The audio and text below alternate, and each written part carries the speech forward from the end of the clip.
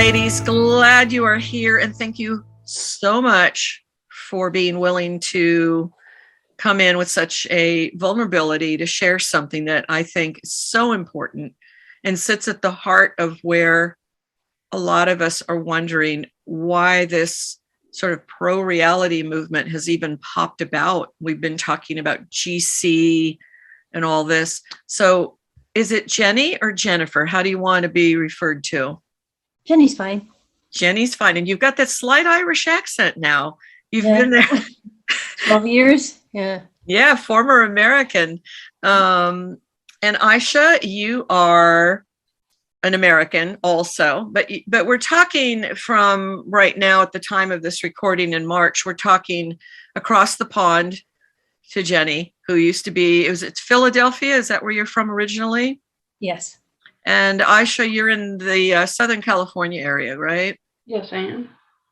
So we've just barely been talking, and it's how I like to jump into these. That's why I'm calling them conversations. You don't know what I'm about to ask you, which is, I just want to take off. You both are, for any label, and I wish that there was another word for it that was more universal, but Transwidows. I don't like saying that because it identifies you as having been connected to, these idiots that have taken on this other thing. But this idea of men, whether they're in dresses or in pants, being involved in these GC circles, so-called allies, and what I'm calling that I want to move beyond and call more of a pro-reality movement.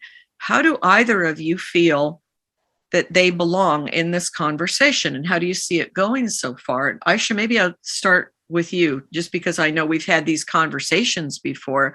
Unless you're burning, Jenny, what do you see with the role of men in this? Me, wow. I don't even know where to begin, because I have had so many conversations about this, and there have been so many incidents that have come up. And I think back to that era when we were making these compromises as a feminist movement, and all these new people came along that wanted to be allies and support us, and they called themselves gender critical because they weren't feminists. They didn't call themselves pro-reality. They called themselves gender critical. And this was a way for men to be allies for us, which we welcomed, and we needed support. And at some point, compromises were made, and it was asked of us. And years ago, we were more desperate for people to pay attention to us and for people to platform us. And so we were a lot more quick to take any offers we could. And that's why, women went on Benjamin Voice and other platforms. And as time has gone on and these initial compromises were made that were very difficult, the line in the sand keeps changing. And it is rationalized each time, and it's always for the cause. And these impositions are placed upon us each time that we have to make another compromise and another compromise and another compromise. And each time there are professional feminists and book authors and academics, are community authority figures that are supporting this idea. And it causes a lot of cognitive dissonance when your whole community makes these compromises and continues to make them. I think that when men first arrived and we made that compromise, I thought it was a bad decision, but at the same time, what other choice did we have? That's how I felt. We were desperate. But these men have managed to platform themselves in our movement and create a narrative with women supporting that narrative, because that's who they are. They said from the beginning that they aren't feminists. Mhm. You know, that's not their ideological framework when they come to this movement. Mhm. So they do support men. They do support men speaking for them. They do support men as authority figures, and it's been a difficult thing to negotiate, to be supportive of women while they support men. Mhm. It's just, as the years have gone on, the cognitive dissonance in these compromises has just become compounded. And when it was bad before, I guess it started getting bad in 2018 for me, at least. And that was when Graham and Artie arrived on the scene. And I was spending time away from the movement and being in the world. And I didn't really feel a part of the movement when I saw all these men arrive. And it was also when Debbie Hayton was platformed. Mm. And I was trying to figure out where I belong, because over the years, I've been waiting for that moment when Transwidows issues would be platformed. And what happened was that AGPs, autogynephiles, were platformed instead. And the focus was put on them to cater to their dignity. Their dignity was far more important than our dignity. And there weren't very many vocal trans widows at the time. So I just took it personally, because I've been here a while and I've managed to offend and piss off any number of women for all kinds of reasons, for my political views, for my religious views, the fact that I wear makeup sometimes, the fact that I'm a mother that had children, the fact that I'm straight. I have been othered for every reason under the sun in this movement. And I thought, well, maybe it's just me. Maybe I'm an asshole. That's plausible, right? So I waited for an acceptable trans widow to come forward to be the one of the good ones. And I saw a couple women, including Jenny, later on. But I thought, well, if it's just me, then why aren't these other women being platformed? Mhm. Why aren't they being listened to? They have perfectly acceptable non-ethnic names. They are not as angry as I am. They're more acceptable. They're more, but they weren't platformed. Mm-hmm. And that's when I started to think that maybe it isn't personal. And I started to look at the larger community. And each time men were platformed, and in particular, AGPs. Mm-hmm. Mm-hmm.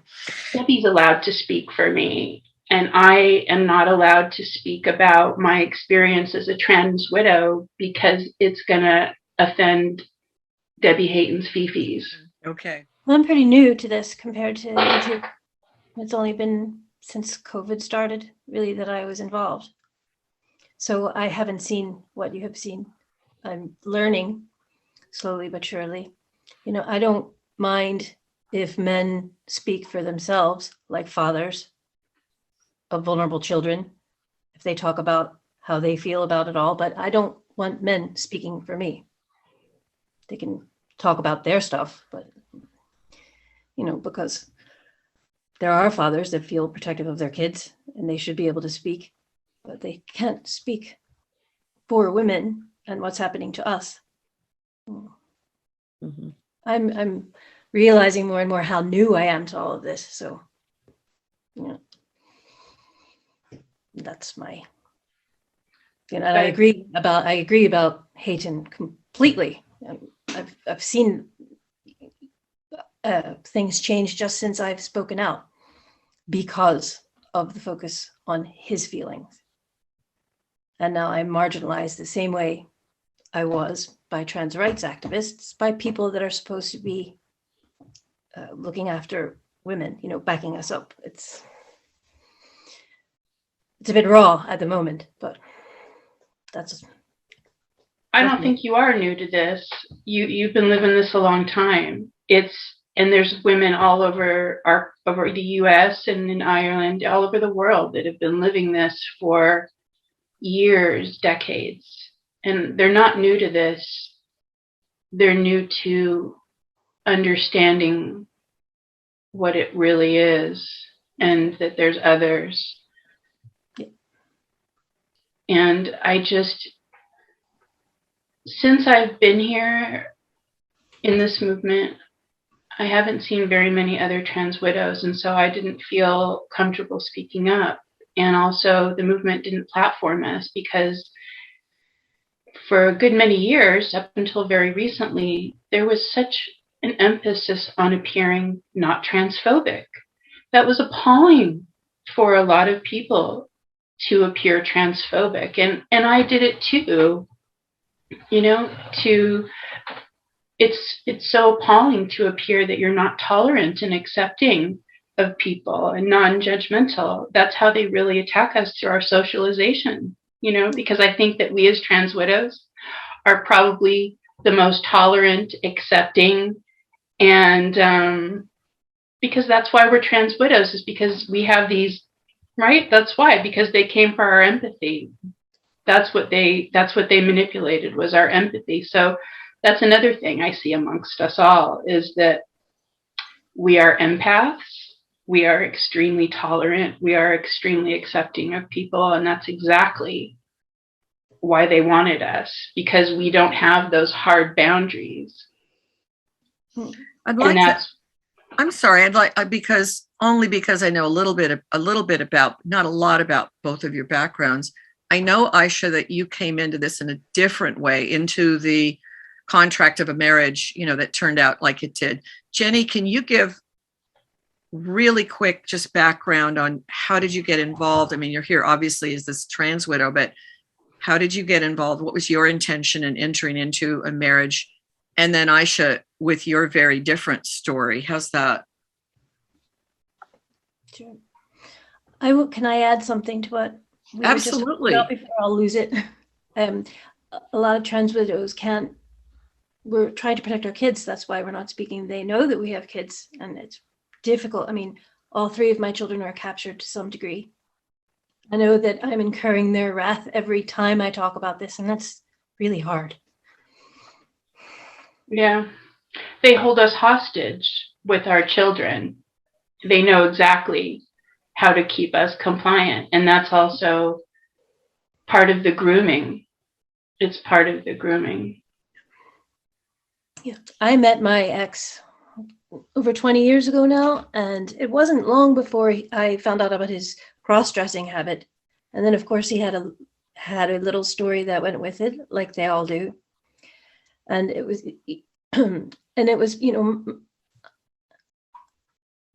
I thought I could help him. It was my ego too. I thought, oh, here's this hurting guy. I'm strong. I know about these things. I just had a class with queer theory in it. I'm going to help this guy. And he just slowly strips were taken off me, and I didn't even realize, And then when I had the kids, I was very much involved with them, and that was distracting. And I thought, oh, I'm doing this. I'm holding this together. These kids are great. He's coming along. And but, when I talked with Graham Linehan, what I wanted to do was put out what these men can be like behind closed doors. So I gave all this detail that now I kind of wish I didn't, about what happened to me behind closed doors. And I didn't care how I looked, but I wanted the people to see what he was like. But I focused so much on his abuse. But I want to say now that he is a charming guy. He still is.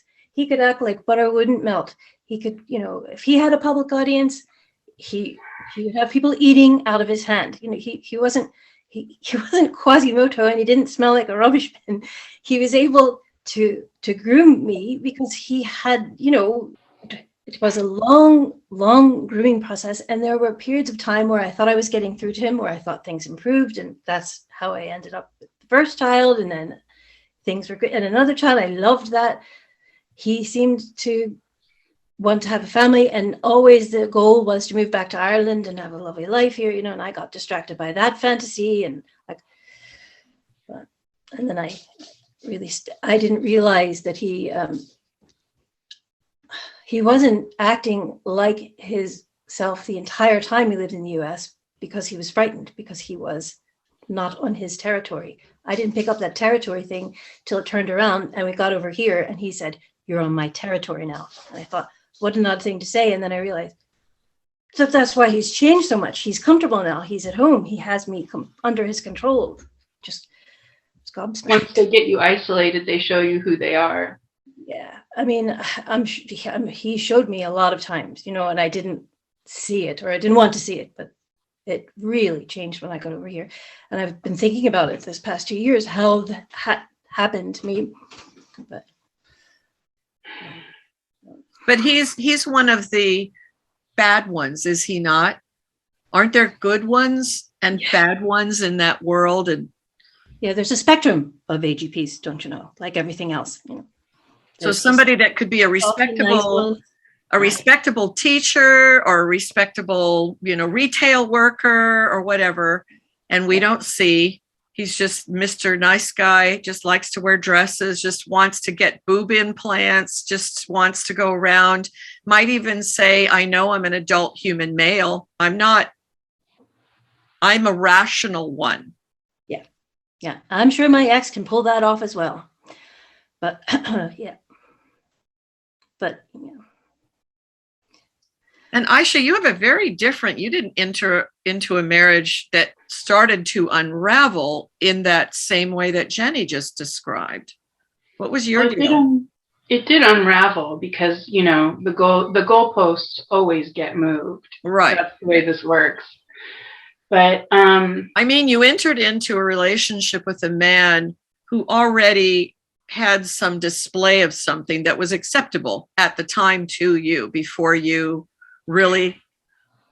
It was a compromise I made. It was never something I enjoyed or liked or found appealing. It was, I met a great guy on OkCupid, and I lived in Southern California and he lived on the East Coast. And he messaged me because he liked my trolling style on the forums there. And we became really great friends. And at the time, there was no expectation that it would ever become anything more because we lived across the country from one another. And I never thought I would leave Southern California. Well, in quick time, we accidentally fell in love, I thought. And we spent every waking moment on either the phone or video. And he was dating somebody at the time, and he told me a little bit about that, but he broke up with them very quickly. And it wasn't too long before we decided that we wanted to spend the rest of our lives together, and that we would spend a year courting one another online, getting to know one another, and that I would move there in a year and we would get married. And we visited one another. I flew there, he flew to me. And there were red flags a little bit, but I thought I was so in love and he had so many great qualities, and I didn't listen to my instincts this time. I thought, I never planned on getting married again. It had been 10 years.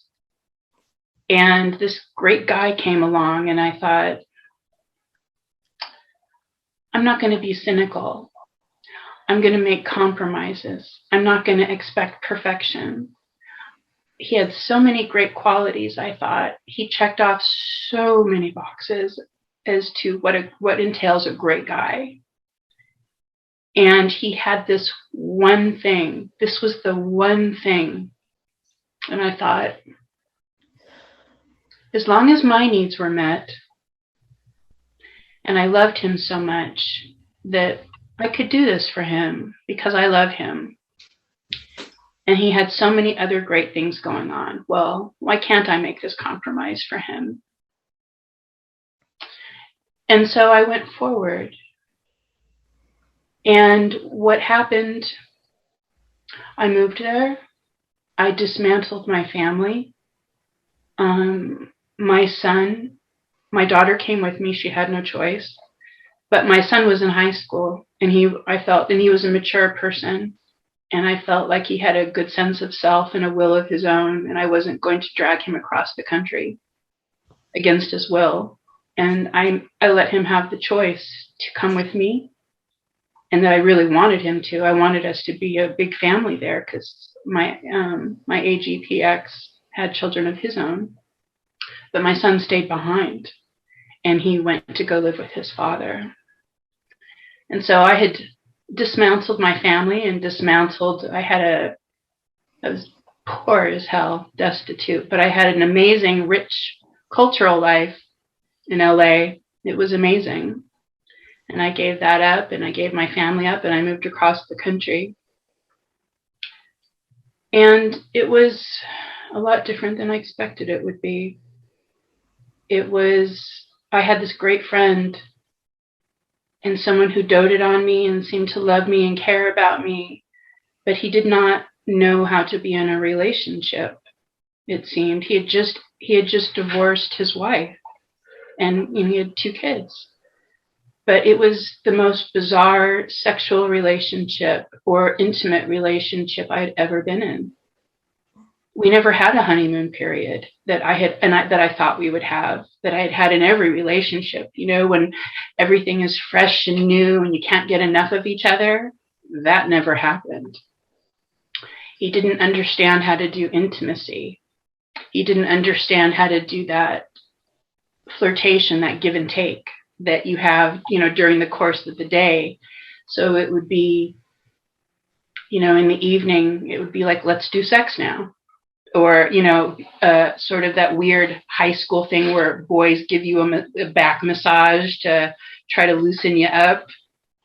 And, he's a grown adult, divorced, and that was his technique to arouse me or to interest me. And so it was very difficult to cross over into this world that he wanted me to participate in, because he didn't even know how to meet my needs on the most basic level. And I couldn't explain this to him. I've never had to explain this to another man in my life. And in fact, it had been the reverse up until this point in my life, where I had had a lot of relationships with men where the chemistry was amazing and the sexual attraction was great and the sex was great. But, the friendship was bad, or, the relationship that was bad. But it was the reverse this time. We got along great and we were friends. Yeah. And it got to the point where I felt like, oh my God, did he move me out here to be his beard? And that's the way I felt, because there was not the sort of sexual attraction or sexual chemistry that I had ever experienced in my life. And I took it so personally. It hurt so much. And I thought, okay, he's giving me all the other signals here. He dotes on me. He spent so much money to, bring me and my daughter out here. He put a lot of effort into getting me out there. And I couldn't understand the disconnect of, what am I doing here? And I basically burned the boat once I landed back east. I had nothing. I had invested everything into this. Timing wise, this is very curious, Ayesha, because, and Jenny, I don't think it's anything. You two are around the same age, I believe, are you not? What are we talking about? What? I'm going to be 52 this year. Yeah, I'm 50.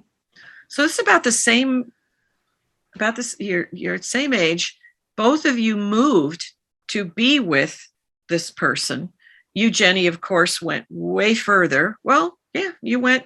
Actually, it's kind of like similar distance. Similar, yeah. One goes across the pond, and you're already on the East Coast, and you go. Here's the thing that struck me. Ayesha, what year was it that you're talking about when you were in Southern California? And I know that you've talked about being, I don't think you were a punk or a rocker or anything like that, right? You were? Yeah, I was. I've been a lot of different things, but yeah, I was a punker at one time. Yeah. Okay. So yeah, that time period. So the whole thing around men wearing makeup and everything that used to be part of gender play, and it was like fun. We had, David Bowie, Prince. I mean, all that stuff is going on for you too, right, Jenny? Is that about the time when Jenny, you got involved with the guy that you did? Were men doing a lot more in terms of popular culture and what we were seeing on TV and all that? Was there the whole, cross-dressing thing in that way? Or, like with Prince, men starting to go, maybe I can wear a pink shirt, and it's fine, or something like that.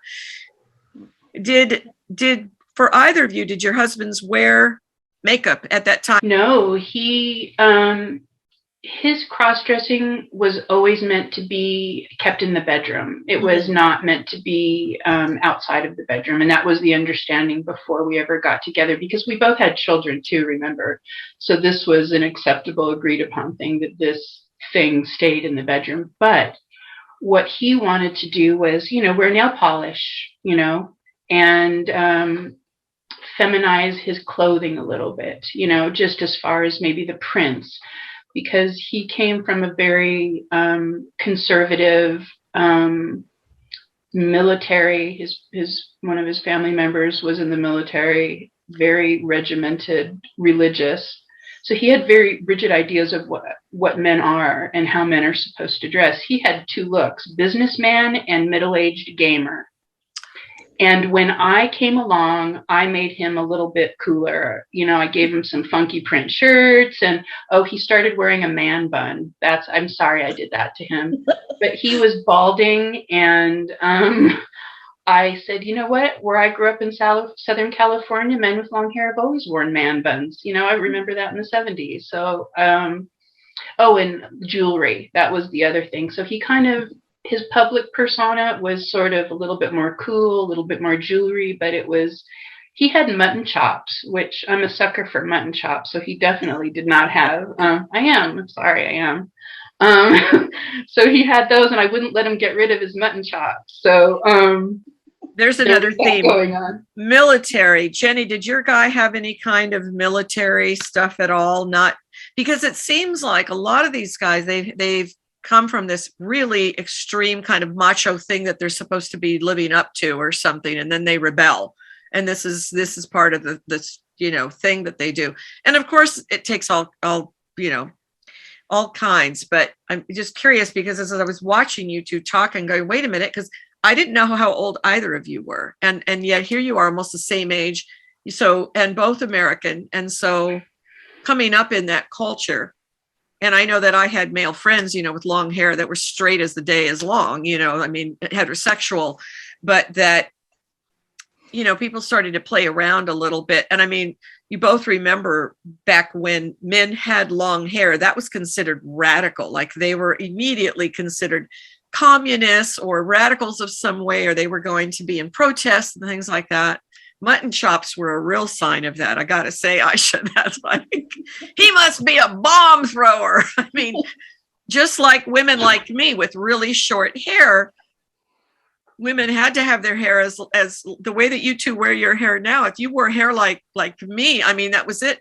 And I have since met heterosexual women who had short hair, but not like cropped hair, not like barber hair, the way that I did.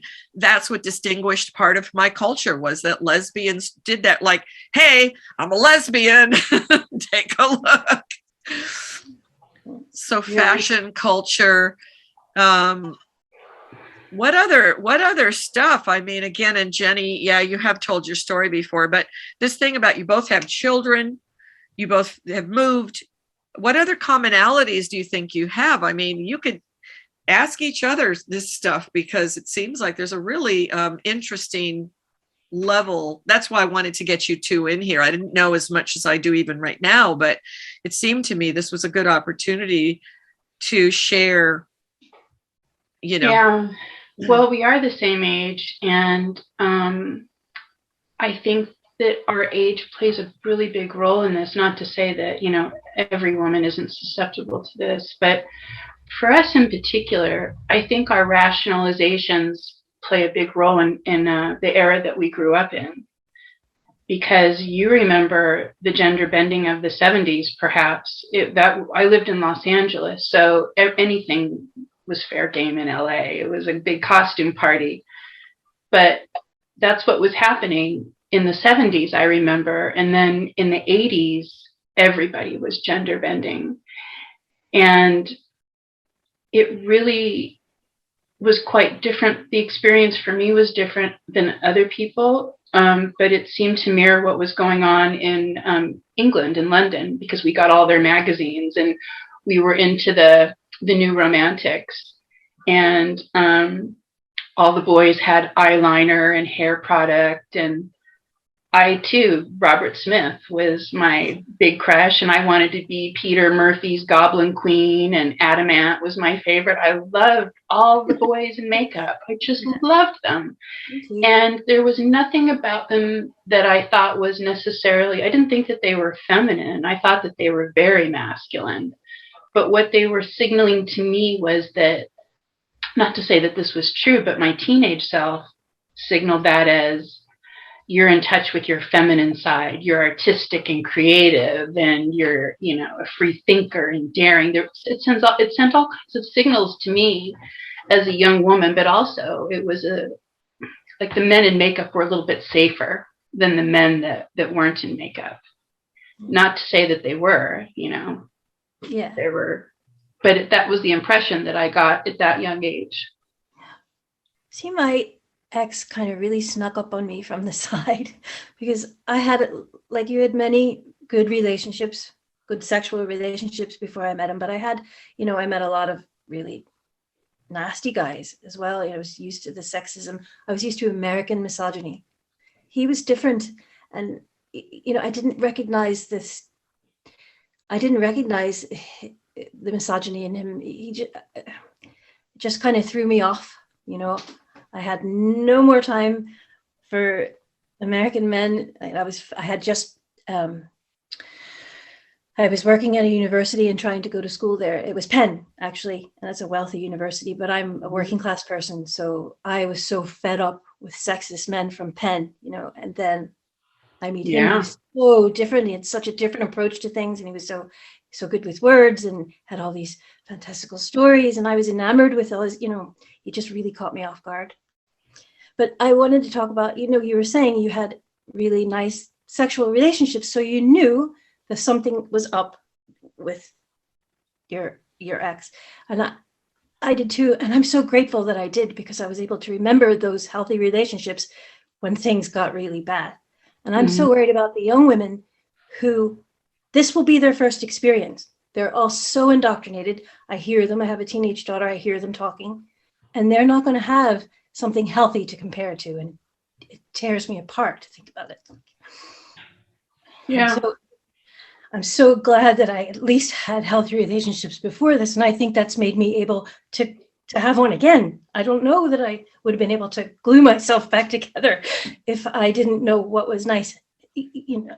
Right. And know that, and I'm going to regret saying this, but we do have the experience of knowing that not all men are like that. And yes, I'm going to get so much pushback for even saying that. But yes, we do have the experience of knowing that not every guy is like that. And there are other issues for sure, but it's quite different. You know it when it happens to you, because this was unlike anything. I've dated abusive men. I've dated narcissists. I've dated guys with sexual fetishes. And granted, this was one, but this was next level. It combined all. I didn't have any domestic physical violence. It was all psychological.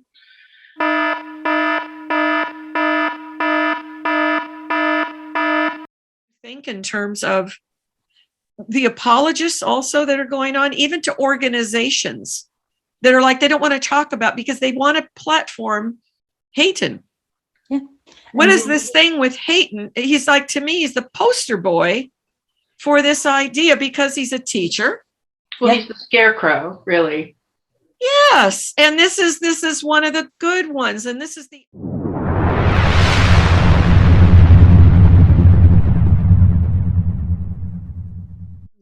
But imagine this. Okay, so you just described that he's wearing one of those shirts. If you imagine that Debbie Hayton is the scarecrow to keep the families, to keep trans widows and the families of AGPs away, that's what he functions as. He is a scarecrow dressed in our clothing to keep all of those people. That's what he functions as, because who would come forward with him existing in our movement? That's not a safe place. The cognitive dissonance going on in this movement that allowed the rationalizations is just, it staggers me. And nobody bothered to think about, they didn't connect the dots. They look at all of the disgusting things that we see all over the internet. Everybody oohs and ahs about how disgusting these men are and the disgusting things that arouse them. But they have to be on that criminal level, don't you think? I mean, that's where the man breaking up the GameStop.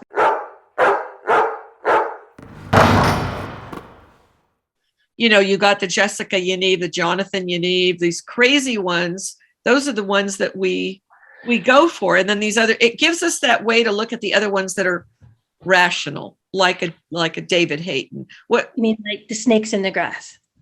But there's even the middle ground in there, because those are all over social media talking about the things that they get up to. And then we've seen what they say on Reddit. You know, we've seen all the screen caps of just what the regular AGPs are getting up to. And it's just as vile and disgusting. And there is this disconnect of this movement that pretends to care about the welfare of women and children. That is their platform. And they talk about and we all share what AGPs do, but then it's like it falls off a cliff as far as,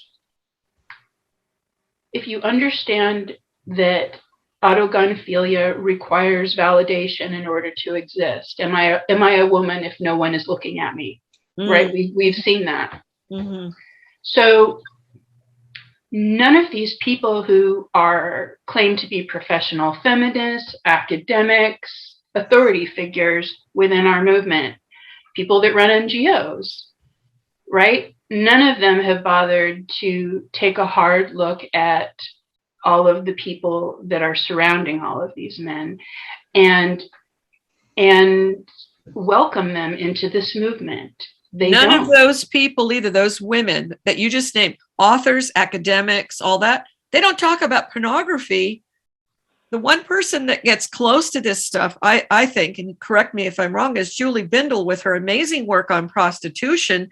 But then she goes and uses the pronouns. And Ayesha, you just brought up something that blew my mind. And I'm going to be asking you, Jenny, what do you think about this?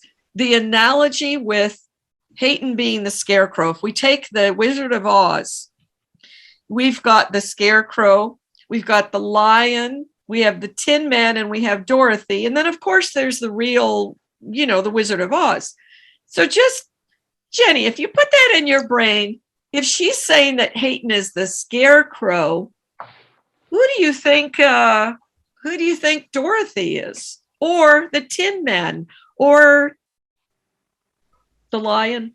Well, any of them. She's like, that's my favorite film. Sorry, I ruined it for you. Sorry. What's it? Sorry. Who are any of the other characters in real life? Because I did this with the four horsemen of the gender critical apocalypse. I did it to American mostly dolls. Like which dolls do they represent? And this is a great thing because I think that all of us love the Wizard of Oz. I don't know anybody, gay or straight, that doesn't love the Wizard of Oz. If you've ever been othered, you get that. But Ayesha, you just blew my head with that. I'm already like, who's the lion? Who's Dorothy? And the Wizard of Oz to me might be, I'll tell you, I think the Wizard of Oz to me is behind the scenes. And that's pornography. That is the driver for this journey that these other people are on. But they're all needing something, right, on that journey. So the scarecrow, you were saying again, Ayesha, you think that's the one that's here's Debbie Hayton in real life wearing clothes, trying to gaslight us. It sends a message that there's no other place to go.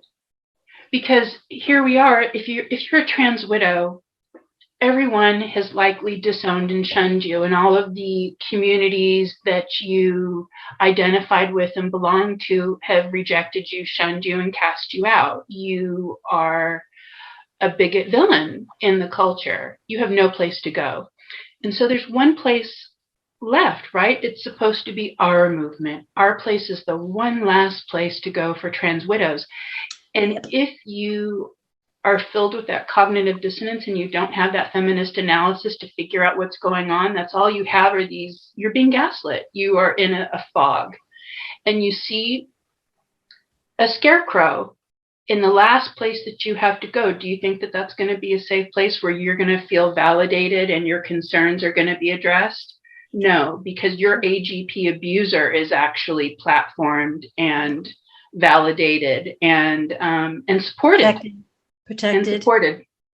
Yeah. Cuddled. Yeah. Coddled, absolutely coddled. Something that you two were involved in, I know, happened in December, on December 12th, Saturday, 2021. A woman who goes by Hatpin Woman, Lorelei, on Twitter. There was the Twitter space. I brought this up before.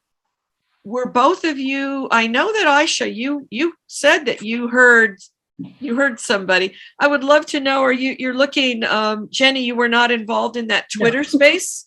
No. Did you ever hear about it? No, I don't think so. I back away a lot of the time and stop taking a lot of these things in because it's too much for me. I don't want to have, Does Twitter make you want to pass out too sometimes? I just want to have some happiness, but I don't know what you're talking about. It's do you want to tell me?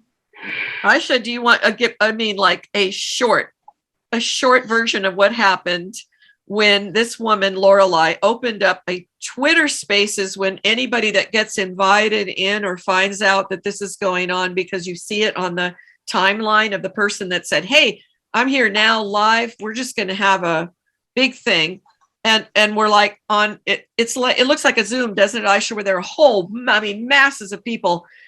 Imagine us, there's just the three of us. And now there's 500 are taking part in this thing called a Twitter space, but it's not being recorded officially anyway. And Ayesha, I know, happened to take part in this thing. It all came about because women all over the world were pissed off about the apologists going on with Artie Morty and Graham Linehan with these AGPs. And a lot of trans widows came in on this thing, did they not? And Ayesha, please give it. Yeah. Well, I'm not going to get it. You explained that opening wonderfully, but gosh, there's a lot of emotion attached to this, so I'm going to do my best. So Lorelei opened up the space, and I was in there listening, and there were women that spoke up about some of the issues taking place. And this was the first time I heard Stella O'Malley speak outside of, what I had seen on, her other interviews. And she was speaking as a real person. And I was absolutely blown over. I have ignored her and all of that whole community in order to function as a trans widow because I knew that was their focus. So I never looked too hard at what they were doing. I couldn't. It was too traumatic too. And so this was the first time I had really heard her real voice. And when women were trying to bring legitimate issues to her, she interrupted them. She attacked them. She was defensive. She gaslit. She used weasel words. She completely misrepresented it. And I did not expect that from a clinician at all. I expected a clinician to listen, and I expected her to address the problems in a constructive way. And what I heard was a narcissistic domestic abuser. it just washed over me. I don't know if you feel the same things, but as a survivor of long-term narcissistic abuse, there's a feeling inside of me when I'm around other narcissists because they follow a pattern and I can feel it. And I don't always have an explanation for it, but I can feel it in my body when I'm being gaslit. I don't know if you experience that. You may not have the words for to be able, do you know what I mean? Yeah. Okay, this is a hard thing to explain to other people that haven't experienced I get it. I see. Okay, we've got her going here, Ayesha. This seems like something that really perked up. I mean, since she wasn't involved in it, one of the things that Ayesha did that you said to me was that you waited a really long time. I mean, you're talking about Transwidows during this conversation, and I'll tell you, this went on for like 13 hours. I only caught it, I think, after it had been going on for like 2 hours. It went on for many hours beyond. So I'm not even sure of all that, but I heard from some trans widows at that time who were furious and felt very shut down. And I was listening to it in real time. But this idea of having somebody that you expected this stuff from, Ayesha, that you thought, okay, this is the position that she has. So, Jenny, is that anything that you've experienced in terms of the larger GC community or whatever, of being shut down or not paid attention to? I think you brought it up earlier, but this idea. Yeah, tell me about your... There's so much gaslighting pointed directly at trans widows now. I saw Why a do you thread. think? It was maybe 12 or 13 parts of a thread that just pretty much told us to fuck off. And there was even a part of it that said, hey, look, just smile. It's not that bad. I was clenching my jaw after I read it. Where was this again? I missed the first part of what you said. I'm so glad I missed that. Pardon me? I'm so glad I missed that. I'm glad I missed the thing you're describing, because that's just when my ex came back into the country. I was in pieces anyway. If I had faced that at the time, I'm glad I missed it. How furious I was. I mean, I can do Twitter Spaces now. Actually, only in the past maybe a couple of weeks I figured out how to use them. I'm not really tech savvy, you know. Was that a thread? Was that a thread though? I got to get this clear that you were talking about, Jenny. Something that you said. I thought it was connected to gender a wider lens, because a lot of trans widows were really they were responding to the David Hayton interview, and then there was another one they're annoyed about. It's pinned to their, and I was just blown away. I thought, this is so manipulative. This is such gaslighting, and it's coming from people that I trusted. And that's, I tried to stay out of what they're calling infighting, and I didn't want to fall out with anybody. And I was quite attached to certain people. I think I still am, because I'm getting emotional.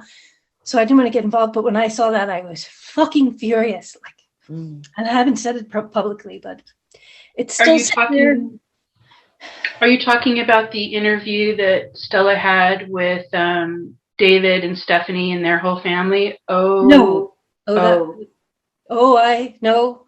This was a recent one. It was in their Pioneer series, and it was just an interview with David, muddying the waters and just making this elusive childhood idea out of it all. And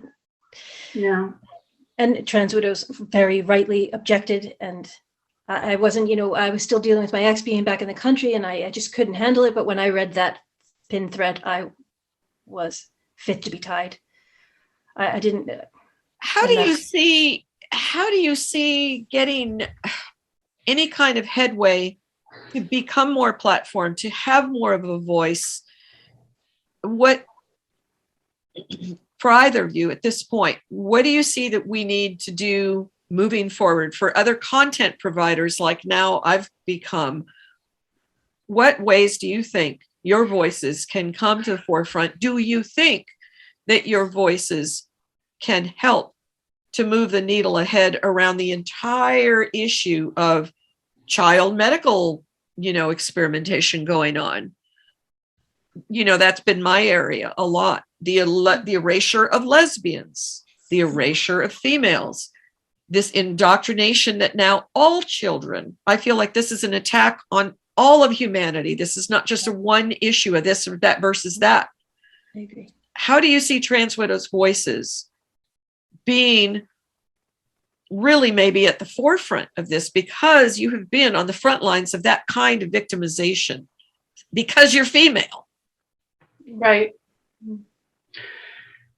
I think because of our age, I think that, I don't know what it was like where you were, but I think because of our age that we grew up in, where I grew up when pornography was still in theaters. You had to drive to a movie theater to go watch porn. You had to plan it out and take a trip.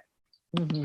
And then the advent of video came along when I was in late elementary school, junior high. And I remember it because our neighborhoods changed. Mm-hmm. And so because of our age, I think that we can uniquely see of how porn has changed the culture around us, has changed our view of ourselves, has changed men, and also changed the expectations surrounding all of that, because I think that uniquely we are of an age that we got to experience life before that happened and life after, and experience the increasing level of boundary erasure until we have no boundary left. That was the end goal, is that we have no boundaries and no judgments and, no opinions about it. Just pretend like you like it. Yeah. That's where we ended up. So I think that uniquely we can speak to that, and how pornography really does play into all of it. It really does. And how it's changed the way men view us. And not that it was great to begin with, but, and how we view ourselves too. I think that's, I can look back and see how the erosion of my own identity has changed, and my own values and my own expectations. I've been made to compromise my whole life strictly for the erasure of my boundaries to please a man. My whole life. And that plays a role. Granted, I made a lot of choices, absolutely. But I didn't quite understand how this all played out. I didn't understand what the sexual revolution was until I was older, until I had hindsight and I could see all the patterns play out throughout, the decades. Then I could put it all together and see where some of the things went wrong, and how I was groomed to get to this place, and how things that I would not have accepted became acceptable and supported in our culture to be acceptable. Mm-hmm. I know these issues that you bring up, this is what a lot of lesbian feminists were always fighting with straight women about, because this was, I know in America, I believe it's the same in the UK and most countries, that heterosexual women have always been the ones that are platformed to speak for all women. And it's always been lesbians that have had to fight to say, wait, and then, then it's women fighting with women, which is something that keeps men always, they're on the sidelines eating popcorn, watching this. Yeah. But it takes a lot longer for women to have a healthy sense of agency. And it takes really strong and sensitive men, I think, that have a much wider view of things. They can never be feminists, but they can be allies and understand that they have always had a position that's a leg up in so many ways than women. But I do need sisterhood deeply now, like I never have. But yeah. How do you think that's going to happen more, Jenny? How do you think this can grow into something stronger? I don't know. I was thinking earlier when we were talking about our age, and I think another thing that's useful for us, Transwidows, is so many of us have kids, and we can see how this is affecting kids, and I hear my kids, use porn terms, and they don't even realize they're using porn terms, and it's perfectly natural for them to use it now. So my 14-year-old son was talking with a group of pals, and they were talking about who is a top and who is a bottom. This was a mixed group of kids. None of them have ever had any, had a boyfriend or a girlfriend, but they were still discussing who was a top and a bottom and who was a femboy and who was this, and as if it was just, it's just all become perfectly normal. They don't even question it. The only thing they know is you cannot say a single word about anything trans that isn't just obsequious. All of them, you can't touch it. If you touch, I was talking to a group of teenage girls, and they were talking about a boy in their group who was pressuring them for sex. He said he was a woman and he was pressuring them for lesbian sex, and they were wondering what to do. And I said, hey, I said, that's just not on. And they told me, my daughter said, shh, mom, my mom's a war criminal. Because I was trying to warn them to keep their boundaries. This is what my daughter said offhandedly. She was joking. I don't think she meant to be cruel, but those are the words that came out of her mouth. They've got these young ones totally. It's the new religion. Totally captured and fearful. Mm-hmm. And the word I hear the most from my kids about all this is respect. You must respect trans people. I mean, that's the main word I hear constantly. Don't disrespect. If I'll refer to someone, a girl in their group that identifies as a boy, and I call her she, they say, Mom, have some respect. Mm-hmm. But I don't know how we can, I mean, I do have sisterhood now, and a lot of women are standing behind me, but I don't know how we can. I feel we've had a major setback lately with this cuddling AGPs. But I had a Wizard of Oz thing earlier today when I said,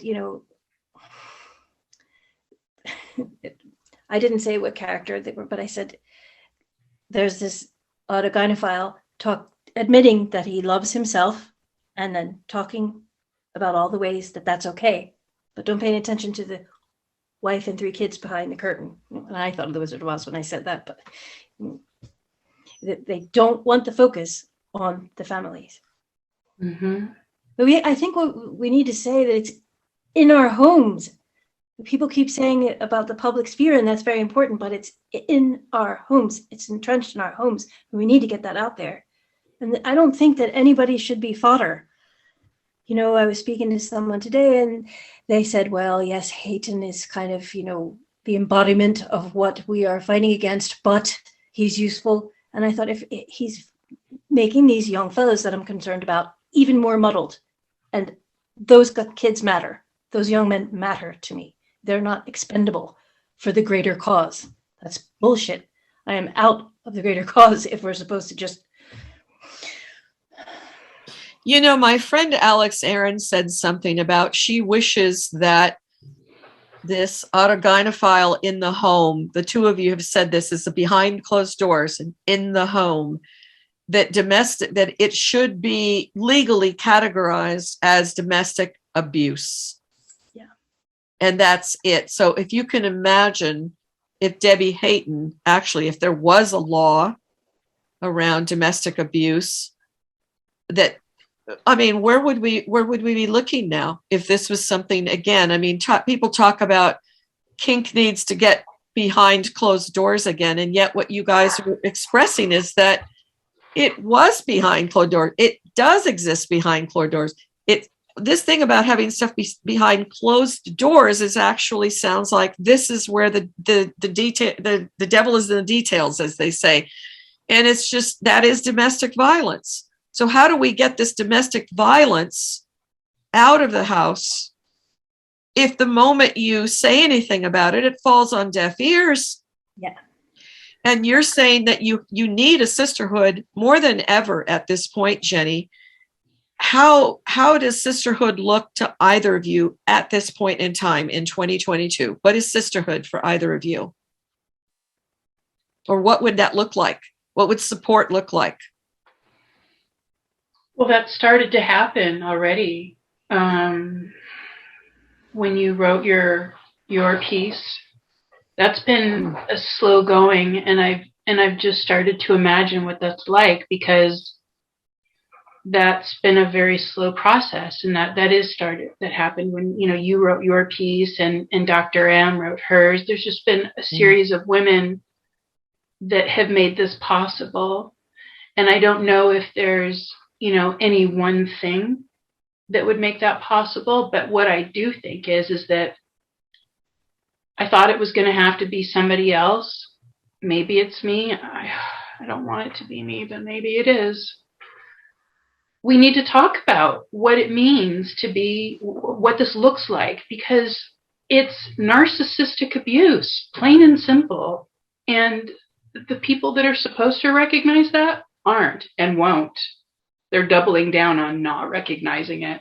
So we really need to lay it out for people, because I certainly didn't understand what was going on when my marriage ended. It took me a while to really understand and accept what had happened to me. I didn't get it. And then it was a really slow process, and it was really difficult. So hard to accept. These are not comfortable truths to live with. It's painful. It's intimate. It's extremely intimate. This is a dissection of our failed marriages, This is not easy. This is not an easy topic, and it also sets us up for retaliation.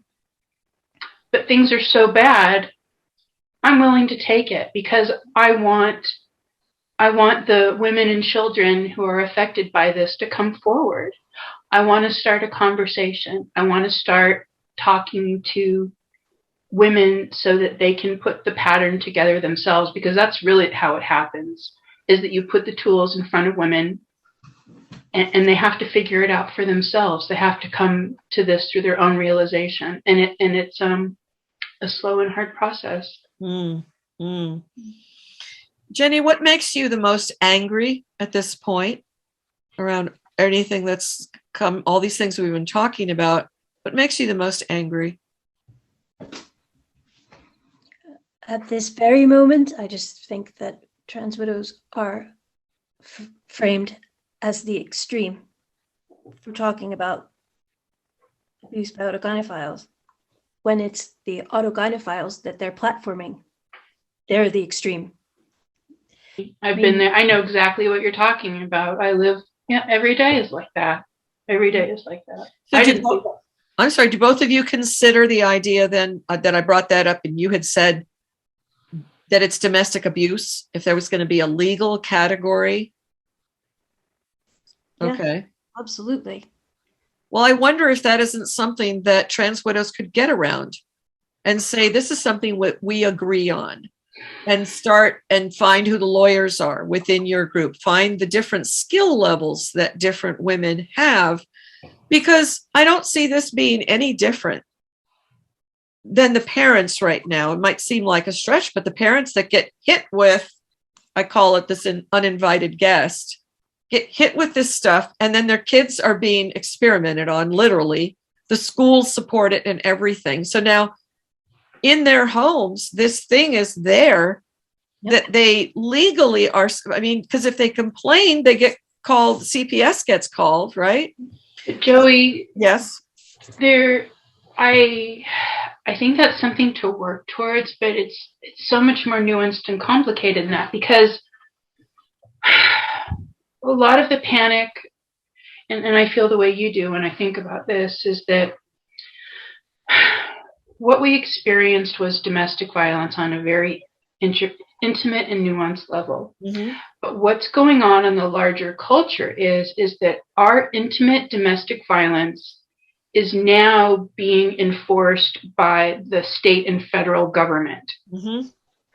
So like when the Equality Act hearings were going on, I think I had a solid panic attack for 2 days. And I think I almost had a heart attack when I saw my elected officials treating me like an enemy of the state and a bigot. And I thought, oh my God, there's no escape for me. The federal government views me as the bad guy in this scenario. So while state and federal governments are treating the women and children affected by AGPs as, domestic terrorists and intolerant bigots. Mm-hmm. I don't know how we could possibly address people recognizing this as domestic violence when they can't even see us that way. I mean, it's going to take a breadcrumb trail to make people really understand how this works. Because look at our own community. They don't even get it. We need to start having the conversation so we can put the pieces together. It's not just my voice or Jennifer's voice. It's all of our collective voices together that are going to make people see. Well, this is what the parents have been doing right now, is the writing, being able to write anonymously, being able to share the stories. Then the patterns come out and we see what's going on. And now some, lawsuits are starting to happen in some areas. Yeah, I just saw that as a potential something, as a goal, I guess, maybe to go towards, because if Alex is right about this, if you feel like this, there's got to be a lot of trans widows that go, you know what, maybe that's a goal that we can get to in terms of classifying this as domestic abuse. Jenny? See, in Ireland, any man can become a woman by filling out a form online. That was snuck in 2015 on the back of the Marriage Equality Act. And even I didn't know about it after what I went through. I was celebrating marriage equality. Meanwhile, any man can go online and change his sex to a woman. And Amnesty Ireland and the head of Women's Aid, which is domestic abuse, a women's domestic abuse, signed a letter calling for the political and media basically speaking out against this. So women who have suffered this domestic abuse, they're called Amnesty Ireland, and the chair, not Women's Aid, but the chair of Women's Aid Ireland signed a letter to remove our media and political representation. So there's the erasure of women right there. So then that may not be domestic abuse. Still, though, is separate. Although, no, not if an AGP can say that he's a woman. Now you've got... I rang the Rape Crisis Center in Dublin because I was traumatized by some death threats I was getting, or rape threats. And the woman answering the phone, I explained to her what was happening. And she said, you need to remember that all genders rape and abuse. That's what I heard from the Rape Crisis Center in Dublin. Like, it's just so far away from making it domestic violence. It's just overwhelming. Well, to wrap this up, if there's one thing that you can think of as a goal, are either of you working on any current projects with other trans widows in anything, any capacity? Aisha's shaking her head. No. Is there anything? Jennifer's the first trans widow I've met. We communicate with each other. I have friends that are trans widows, and we're talking to each other. I don't know if we're working on anything specific at the moment. I know other trans widows are. I'm not working with any other trans widows. Well, I want to check back with you all, within like a month here or something. Let's see what goes down, because I know there are going to be other conversations that's coming out. I really appreciate both of you being willing to even share about this. I feel like there's not enough, there's just not enough, obviously, and more voices will come out.